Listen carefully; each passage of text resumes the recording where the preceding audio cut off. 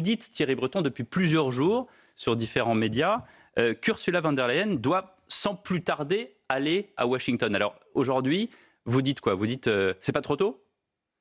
Non, Ursula von der Leyen et Ursula von der Leyen, Giorgia Meloni et Giorgia Meloni. Mais là, c'est Maroš Šefčovič qui, du coup, représente Ursula von der Leyen qui va y aller. Si je dis ça, c'est qu'évidemment, les conséquences des décisions qui ont été prises par le président Donald Trump sont planétaires, on le voit, elles nous impactent tous, elles impactent aussi du reste beaucoup les États-Unis, elles impactent évidemment la croissance, elles impactent nos économies, elles impactent le dollar, elles impactent la capacité de se refinancer, je pense en particulier aux États-Unis, avec ce qui s'est passé il y a quelques jours sur les marchés. Donc quand on a, je dirais, une décision avec une telle déflagration, oui, bien sûr, c'est à la présidente de la Commission elle-même, qui, je le rappelle, est non seulement la gardienne des traités, mais a également dans ses prérogatives exclusives le fait de négocier pour les 27 sur toutes les conséquences du commerce extérieur. Et pourquoi dis-je que c'est sans doute elle qui doit le faire? Parce qu'en fait, il n'y a pas une négociation cette semaine, il y en a 3. Et pour ça, une seconde, si vous le voulez bien, quels sont les objectifs annoncés? Parce que Donald Trump ne dit pas que des bêtises. Donald Trump le dit avec son style, souvent un peu abrupt. Il change, vous l'avez dit tout à l'heure, souvent du reste de décision. Mais Donald Trump... Ça veut dire qu'il dit tout et son contraire, parfois. Il veut d'abord baisser les impôts, ce qui n'est pas un mal en soi, surtout les impôts pour les entreprises. Alors plutôt que de couper efficacement dans les dépenses, je dis efficacement parce qu'on voit que Elon Musk, finalement, c'est pas efficace, eh bien, il a décidé d'augmenter les droits de douane pour compenser la baisse des impôts. C'est pour ça qu'il nous met, à nous tous, la planète, 10% de droits de douane.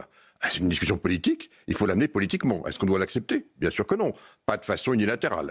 Deuxième négociation de Donald Trump, il veut réindustrialiser. Ça peut se comprendre. Mais pour ça, il le fait avec un revolver sur la table. Il dit, je vous colle, pardon cette expression triviale, des droits de douane artificiels qui tombent du ciel, de 25% par exemple sur l'automobile parce que je veux réindustrialiser l'automobile, de 25% sur les semi-conducteurs parce que je veux réindustrialiser les semi-conducteurs, de 25% surtout que sur la machine-outil. Plusieurs années, la Bien réindustrialisation. Et après ça, qu'est-ce qu'il fait? Il dit, venez me voir. Et si vous créez une usine, je vous baisse ces droits de douane arbitraires. Et puis la troisième négociation, c'est qu'il veut baisser les déficits de la balance commerciale américaine, dont on sait qu'il y a 1000 milliards de déficits. Donc vous voyez bien qu'il y a 3 négociations à mener, et c'est la raison pour laquelle je dis que c'est à Ursula von der Leyen elle-même de les mener. Et non pas au commissaire européen en charge du commerce. Lui, c'est pour le commerce. Ouais. Vous voyez, pour l'industrie, ce serait plutôt Stéphane Séjourné. Pour le premier volet, c'est-à-dire 10%, c'est plutôt elle, c'est la politique. Donc ce que je dis, c'est qu'au stade où nous en sommes, il est absolument, me semble-t-il, indispensable que cette négociation soit pas dans la main de technocrates, comme disent certains chefs d'entreprise, mais vraiment dans la main des politiques et de ceux qui ont été désignés. Elle a été désignée par le Parlement, par le Conseil européen. Oui, c'est à elle de mener ces négociations. Est-ce qu'on négocie en position de force vis-à-vis des États-Unis? On a renoncé à des mesures de rétorsion. Et quelle est la bonne technique avec Trump? Il faut négocier ou il faut montrer les muscles comme le font les Chinois? D'abord, une négociation, par définition, ça veut dire qu'on a quelque chose, à apporter à l'autre, mais 2, qu'on a les moyens de résister. Sans ça, on devient un vassal. On n'est pas en position de faiblesse. Sans ça, on devient un vassal. Et moi, personnellement, entre vassal et puissance, vous me trouverez toujours du côté de la puissance. L'Europe puissance, c'est un concept qu'on a développé, notamment au cours du dernier mandat. J'en ai été, quelque part, compte tenu de la taille de mon portefeuille, l'incarnation. Eh bien, cette Europe puissance, elle se traduit par beaucoup de choses. D'abord, le fait qu'on a le premier marché intérieur au monde et que les États-Unis en ont besoin. Donc oui, bien sûr, on est ouvert, mais à quelles conditions? Bien entendu, on accueille les grands groupes numériques, mais il y a aussi des conditions. Donc nous avons effectivement à mettre sur la table un certain nombre de conditions dans cette, je dirais, ce dialogue absolument artificiel et singulier qui a été voulu et créé par les États-Unis. Alors, vous dites qu'il faut envoyer non pas les technocrates, mais les politiques pour négocier aux États-Unis. Certains vous diraient que Giorgia Meloni était infiniment plus politique que Mme von der Leyen, qui était infiniment technocrate. Et que Mme Meloni est peut-être plus représentative de ce qu'est l'Europe réelle que Mme von der Leyen. Alors ça, c'est dans l'Europe rêvée de certains. Je constate que c'est l'Europe qui négocie en ce moment aux États-Unis. C'est dans l'Europe rêvée de certains. M. Bocoté, et je ne désigne personne, bien entendu, vous m'avez compris. Vous désignez personne et tout le monde en même temps. Pourquoi dis-je ça? Parce que l'Europe, c'est encore une fois, et notre fonctionnement commun en Europe, ça fonctionne sur une base démocratique, bicamérale. Nous avons le Conseil européen, où il y avait les 27 chefs d'État, et nous avons le Parlement. Mais vous traitez l'Europe comme une fédération aussi. Non, je ne traite absolument pas l'Europe comme une fédération. L'Europe n'est pas une fédération. L'Europe, c'est une instance démocratique qui a son système démocratique, qui est le sien. Si je dis ça, c'est parce qu'évidemment, ce n'est pas... Encore une fois, les chefs d'État et de gouvernement, ils sont libres. Vous savez comme moi que tout ce qui concerne la défense et tout ce qui concerne les affaires étrangères, c'est à la main exclusive des États souverains. Et c'est bien comme ça doit le rester. Mais Madame Meloni, comme tous les chefs d'État européens, elle a évidemment parfaitement le droit d'aller voir qui elle veut, et évidemment le président Donald Trump, par parenthèse, et à titre personnel, plus on le voit, je pense, meilleur c'est. Mais elle ne peut en aucun cas y aller au nom des 27. Et pourtant, elle l'a fait. Ah non, elle l'a pas fait. J'ai assisté comme vous à l'entretien. Vous avez vu que sur 33 minutes de conférence de presse, elle a parlé 2 minutes. Mais elle était présentée comme représentante de l'Europe réelle. Je ne sais pas si elle a été représentée. En tout état de cause, elle était là comme première ministre. Elle a dérangé surtout les Européens, Thierry Breton. Non, mais la question de Mathieu, c'est est-ce qu'elle représente aujourd'hui l'Europe? Et si elle ne représente pas l'Europe, bon sang de bonsoir, qu'est-ce que fait Ursula von der Leyen? Pourquoi est-ce qu'elle n'y va pas? Pourquoi est-ce qu'elle n'y va pas? Pierre de Villeneuve, la réponse est dans votre question. Non, elle ne représente pas l'Europe. C'est très bien qu'elle y aille, je le redis. Non, mais vous ne répondez pas à ma question. Pourquoi est-ce que Mme von der Leyen n'est toujours pas dans le bureau ovale avec M. Trump? Non seulement je réponds à votre question, mais j'étais le premier effectivement à soulever cette question-là. Ben oui, c'est pas à moi à y répondre. Ben oui, parce que je ne suis plus. Mais vous êtes dans les rouages, vous connaissez Bruxelles, vous savez comment ça marche, et vous connaissez Mme von der Leyen. Pourquoi est-ce qu'elle n'y va pas? Elle a la trouille. Eh bien, peut-être parce que M. Donald Trump veut choisir ses interlocuteurs, mais il faut que nous, quand on parle d'Europe puissance, il faut que nous puissions dire de façon très claire que nous avons désigné, alors ça peut plaire à certains, pas plaire à d'autres, c'est la démocratie, mais désormais c'est elle qui est légitime, elle a été désignée par le Conseil européen les 27. Oui, mais dans vous dites il n'a pas désigné, ça veut dire qu'il faut qu'elle ait le blanc-seing de Donald Trump pour pouvoir venir le voir à Washington. Encore une fois, il faut être deux pour danser le tango, Pierre de Villeneuve, et donc il faut effectivement lui dire, ben voilà, c'est notre interlocutrice. Et puis voyez-vous, je vais aller un tout petit peu plus loin. À partir du moment où j'ai essayé de vous dire qu'il y avait en fait, pour se mettre un peu dans les objectifs de Donald Trump, il y avait 3 négociations en une, rien ne l'empêche évidemment de venir à Washington, par exemple, avec les 3 qui vont représenter ces 3 négociations. Elle peut-être du reste assister ou pas aux réunions directes, mais c'est important, je le redis, que désormais, on n'intermédie pas, pardon de le dire comme ça, on n'intermédie pas la fonction de président de la Commission européenne à autrui. Est-ce qu'il n'y a pas un moment de vérité par rapport, par exemple, avec la menace russe? La France dit, nous serons puissance, on laisse de côté finalement l'Europe technostructure, et la France va porter l'effort de défense européen, va pousser les autres vers cet effort de défense. Par rapport aux États-Unis, Mme Meloni dit, dans les circonstances, je me présente comme la représentante de l'Europe. Donc d'une certaine manière, est-ce que ce n'est pas le retour même des nations européennes sur la scène internationale, plutôt que l'Europe technocratique à laquelle vous prêtez les vertus démocratiques? Alors, ça, je vous laisse ces propos qui ne me surprennent pas de votre part, mais je vous les laisse si vous le voulez bien. Et je vais peut-être élargir la première partie de votre question, car elle est intéressante.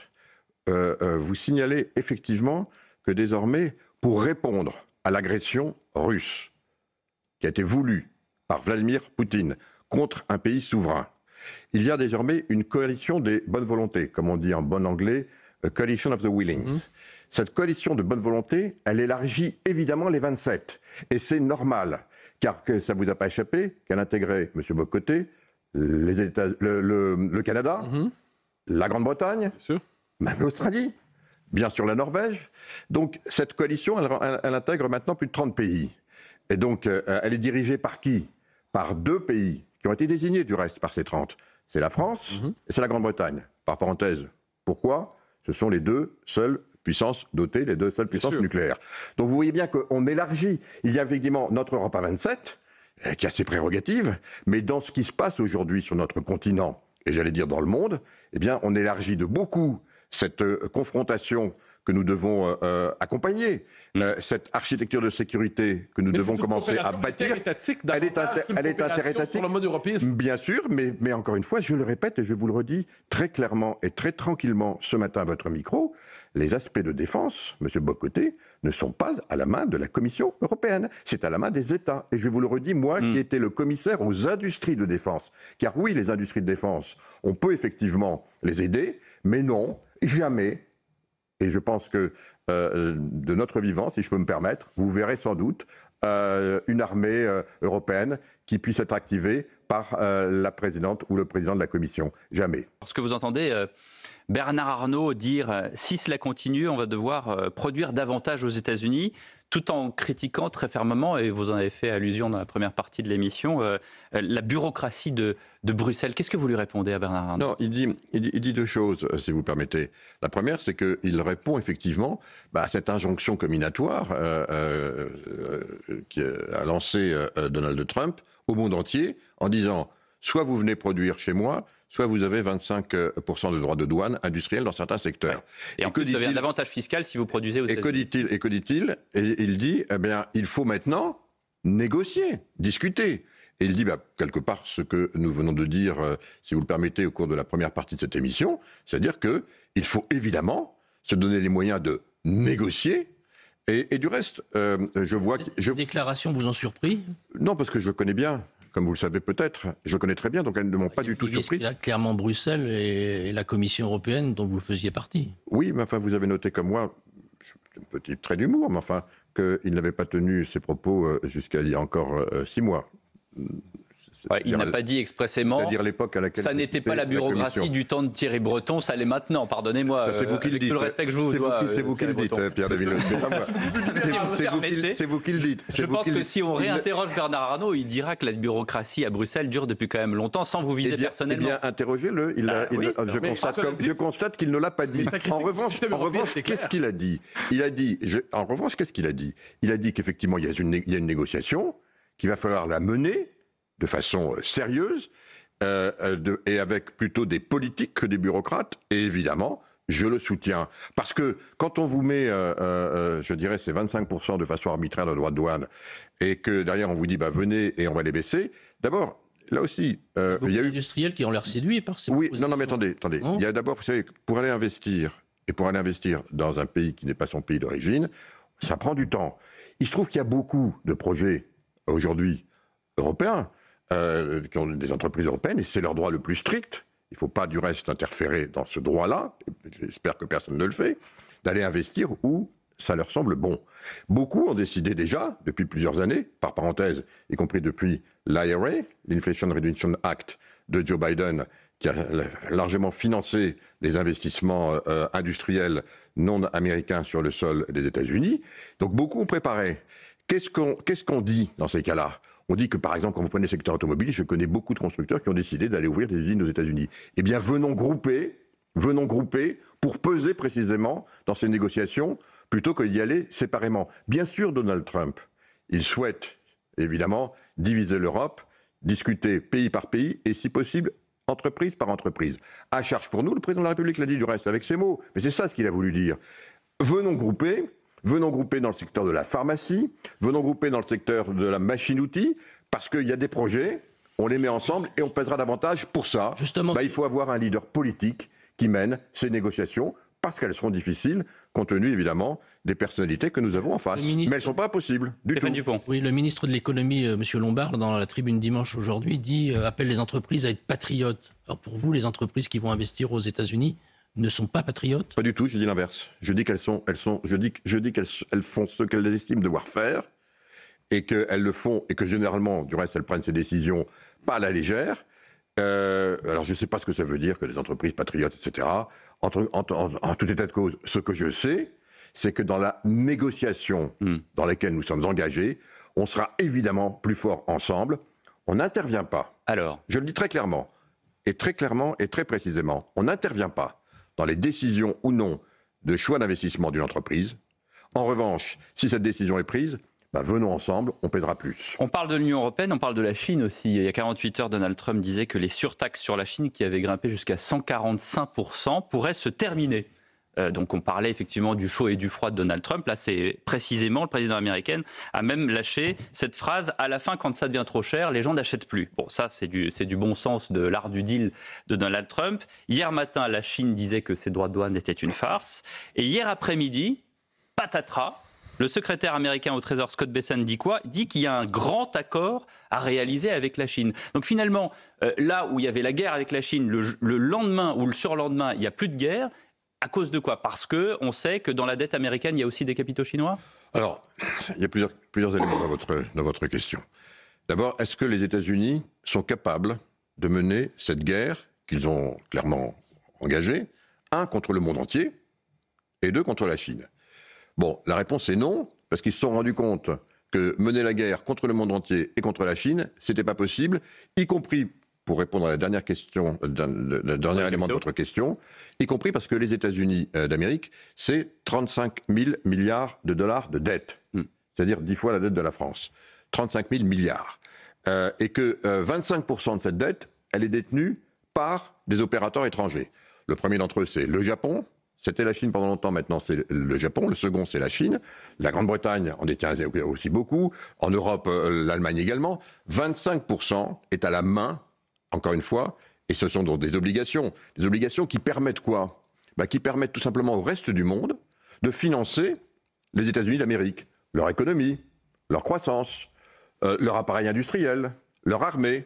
Ça, c'est nous qui finançons. Quelque part, le monde vient de se le découvrir. Ceux qui détiennent ces obligations le savent. Et donc, c'est ce qui a fait reculer, évidemment, le président Trump. Deuxième élément, deuxième reculade, si je puis dire, de la semaine, c'est 145% de droits de douane. Et puis, ah mais non, parce qu'un petit coup de fil de Michael Dell, qui est le président de Dell Computer, qui fait les plus grands serveurs au monde aux États-Unis.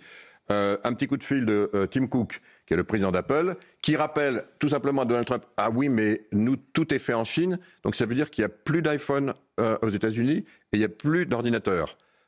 Patatras, retour en arrière, on retire du coup des droits de douane, mais en parenthèse, ce qui compte pour 20%, c'est-à-dire ces secteurs. Donc vous voyez, ça donne quand même un peu le sentiment... Mais c'est un échec pour Donald Trump pour sa promesse électorale. Alors d'abord deux choses. Un, pour nous, ça donne un peu le sentiment d'une politique de gribouille, mais pour lui, voyez-vous, moi qui le connais un peu, même pas mal pratiqué, il retombera toujours sur ses pieds. Et il vous dira toujours, du reste, regardez sa porte-parole, qui dit « Mais vous n'avez rien compris, vous les journalistes. C'est tout simplement the art of the deal. » Vous voyez, il tire très loin et il revient derrière. Même les reculades sont vues comme de la tactique. Donc oui, il va reculer. Bien sûr qu'il va reculer. En attendant, il a déréglé les marchés mondiaux et ça a provoqué la pagaille et ça a fait perdre de l'argent à beaucoup de monde. Et bien entendu, et en particulier sur les marchés boursiers, bien entendu, mais pas que, parce que derrière, ça crée de l'instabilité. On le voit aussi quand on voit la position de la Fed, c'est-à-dire la Réserve fédérale. La Réserve fédérale américaine, avec Jérôme Powell qui est devenu maintenant, je dirais, l'ennemi numéro un vu de Donald Trump, alors que c'est lui qui l'a nommé, parce qu'il refuse de baisser les taux d'intérêt. Pourquoi refuse-t-il de baisser les taux d'intérêt? D'abord, il est indépendant, et il faut espérer qu'il le reste, parce que si jamais il ne l'était plus, à ce moment-là, les États-Unis ne seraient vraiment plus vus comme un pays de droit. Et pourquoi ne veut-il pas les baisser? Parce que ces politiques vont créer évidemment de l'inflation. Et l'inflation, ça veut dire quoi? Des coûts supérieurs pour les consommateurs. Est-ce que vous prenez au sérieux, par ailleurs, l'hypothèse que Trump a une forme de stratégie? On l'a vu avec le Canada d'abord. Ce qu'il fait avec le reste du monde, il l'a fait d'abord avec le Canada. Donc le jour 1, il annonce des droits très élevés. Le jour 2, il les retire. Le jour 3, il les remet. Il y a une forme de... Mais à travers cela, est-ce qu'il y a une stratégie, selon vous, ou il y a simplement une politique à tâtons? Mais c'est un bon négociateur pour vous, Trump? Non, mais d'abord, il part sur des intuitions qui ne sont pas du reste toutes fausses. Quand il dit qu'il faut réindustrialiser, moi je le comprends. Quand il dit qu'aujourd'hui, quelque part, depuis qu'on a fait rentrer la Chine dans l'Organisation mondiale du commerce, c'est-à-dire au début des années 2000, la Chine maintenant est devenue l'usine du monde, avec plus d'un tiers de la base manufacturière installée désormais en Chine, dans le détroit de la rivière des Perles, en montant un peu plus haut. C'est aujourd'hui l'usine du monde, avec évidemment des usines, mais aussi toutes les chaînes de valeur, tous les sous-traitants. Et quand il dit il faut peut-être maintenant se défaire de ça, il n'a pas non plus tort. Lorsqu'il dit que la mondialisation a davantage servi la Chine que les États-Unis. Mais le problème, c'est qu'en s'y prenant comme ça, évidemment, il montre aussi la très grande faiblesse des États-Unis et il va revenir en arrière. Mais pour répondre à votre question, je vous l'ai dit, à la fin, il retombera toujours sur ses pieds, si je puis dire. Il n'a rien obtenu. Pour l'instant, strictement rien. C'est ça. Mais on est bien justement dans cette phase. C'est important de le remarquer. Hein. Pour l'instant, strictement rien, y compris sur l'Ukraine. Où devait, on va en parler dans un instant. On ne voit pas trop là. Pour l'instant, strictement rien. Mais sauf que, strictement rien, on a aujourd'hui 10% de droits de douane. Ça, ils sont là. On a 25% de droits de douane sur l'automobile, ça ils sont là. On a 25% de droits de douane sur l'acier et l'aluminium, ça ils sont là. Il faut reconnaître que nous, pour l'instant, on n'a rien fait en face. Et il ne reviendra pas en arrière ? Sur les 10%, je pense que ça sera très difficile. Mais il faut négocier avec lui. Ce sera très difficile parce qu'encore une fois, c'était sa promesse politique. On en a parlé tout à l'heure au début de l'émission, pour pouvoir avoir les moyens de baisser l'impôt sur les sociétés aux États-Unis. Donc il tire très loin et derrière il revient. Mais voyez-vous, en face, il faut donc avoir... Et pour revenir à ce que disait par exemple Bernard Arnault, certainement pas des technocrates, mais des politiques aguerris comme lui. Alors vous parliez de l'Ukraine et ça a été flagrant justement, encore une fois, une volte-face de la part des Américains. Marco Rubio avec Steve Witkoff qui sont allés rencontrer Emmanuel Macron à l'Elysée. Et cette phrase de Marco Rubio ce vendredi, nous devons passer à autre chose, les États-Unis ont d'autres priorités. C'est-à-dire qu'en gros, on voit bien que ça coince, ni l'un ni l'autre des acteurs... ce qui a conduit d'ailleurs Vladimir Poutine à faire une trêve qui, on l'a vu la nuit dernière, s'est soldée par à nouveau des tirs de mortier et des tirs d'obus, donc la trêve ne tient pas. Et donc, est-ce que vous pensez que Donald Trump est capable de, entre guillemets, lâcher l'affaire ? Il faut bien se dire que Donald Trump, il est capable de tout. Donc, et c'est la raison pour laquelle, j'ouvre une parenthèse, pour nous, Européens, bien sûr, on doit continuer à discuter. Et bien sûr, on est très content quand on y va, y compris Mme Meloni. Bien sûr, mais pour nous, la priorité des priorités, c'est d'être encore plus forts ensemble, de représenter ce que nous représentons, de représenter l'Europe puissance que nous sommes, parce que nous sommes 450 millions de concitoyens, parce que nous sommes le premier marché numérique mondial, le deuxième marché derrière les États-Unis en ce qui concerne la consommation de biens et de produits. Donc oui, il faut que nous soyons, qu'on continue à accroître notre autonomie stratégique, bien sûr, mais pour répondre à votre question, aujourd'hui, 100 jours après, on voit qu'on n'est nulle part aujourd'hui dans les négociations en Ukraine, et il commence peut-être à s'énerver un petit peu.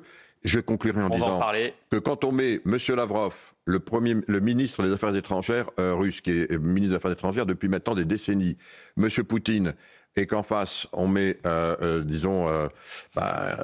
quelqu'un qui est très bien, mais qui découvre... Non, je ne dis pas des amateurs, ce sont des spécialistes de l'immobilier. Voilà. Et il y a peut-être une inégalité de négociation. En tout cas, avec ce qui se passe aujourd'hui en Ukraine, on s'en rend compte.